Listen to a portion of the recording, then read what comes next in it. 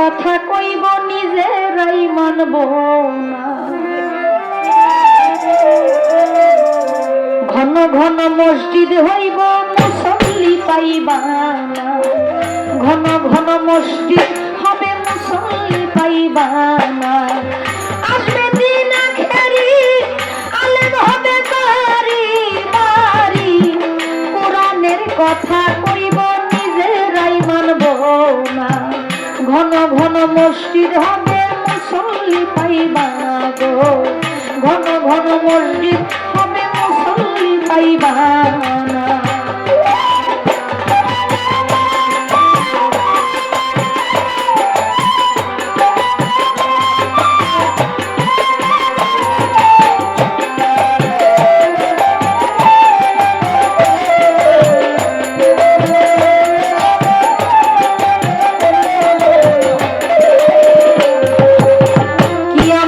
দিন ঘনাবে বান্দির পেটে ছেলে হবে। নিজের জমিন পতিত রবে আবাদ হইব না।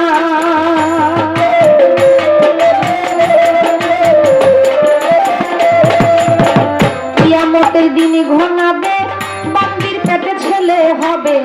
নিজের জমিন পতিত রবে আবাদ হইব না।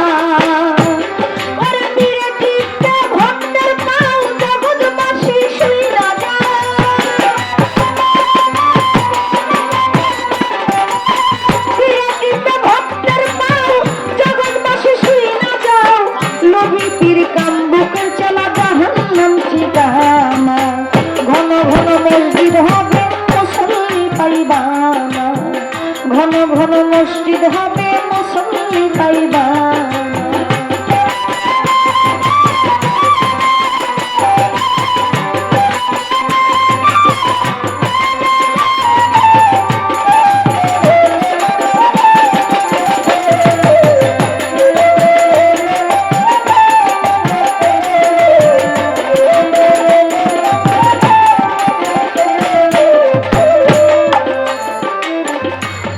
কথায় কি বাবারা কষ্ট পাইতেছেন? কিয়ামতের দিন ঘনাবে বান্দির পেটে ছেলে হবে। নিজের জমিন পতিত রবে আবাদ হইব না। এক মহিলা এখন কিন্তু এগুলাই হইতেছে। নিজের বাড়িতে কাজের মহিলার জায়গা দেয়, নিজের স্বামী তার দখলে থাকে না। কাজের মহিলার জন্য বলে তোরে ছেড়ে দিতে পারবো, এই মহিলারা ছাড়তে পারবো না। কাজের মহিলার জন্য নিজের বউ বাচ্চা ছেড়ে দেয়। বান্দির পেটে সন্তান হয়, এটি কিন্তু আমাদের সমাজে অ্যাভেলেবেল ঘটতেছে। গত কয়েকদিন আগে দেখলাম ফেসবুকে, অনলাইনের মধ্যে দেখলাম ভাই বিদেশ থেকে আসছে, আরেক ভাই মারা গেছে। বিদেশ থেকে যত সম্পদ টাকা পয়সা পাঠাইছে, একটা সম্পদেরও হিসাব ঠিক মতো রাখে নাই। সব সম্পদ আরেক ভাই আত্মসাৎ করছে। বিদেশ থেকে আইসা দেখে তার কিছুই নেই। ভাই মরে গেছে, কয় আমি লাশ কবরে শোয়াইতে দিব না, আগে আমার সম্পত্তির হিসাব দিই। এক ভাই সম্পত্তির জন্য আরেক ভাইরে মানতেছে না।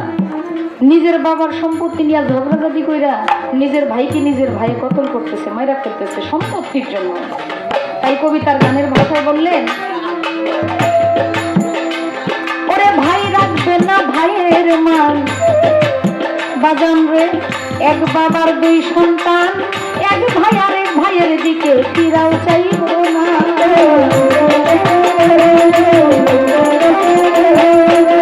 ভাই রাখবে না ভাইয়ের মান, একই বাপের দুই সন্তান, ওরে বাজান কোনো ভাই কারো দিকে ফিরা চাইব না। ওরে ভাই বাবা তুই ছাড়াইবা ভণ্ডরা ক্ষমতা পাইবা, আই বাবা তুই ছাড়াইবা ভণ্ডরা ক্ষমতা পাইব। রাস্তাঘাটে বোরকা খুইলা চলিতে থাকবে জিনা। ঘন ঘন মসজিদ হবে মুসল্লি পাইবা না। ঘন ঘন মসজিদ হবে মুসল্লি পাইবা।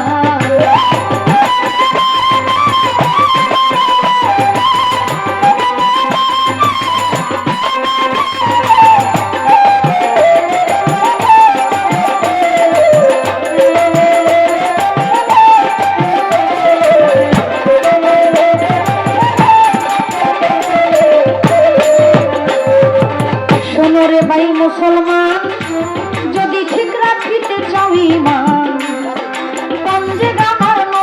নৌকায় চড়ো ভৈরবে মা।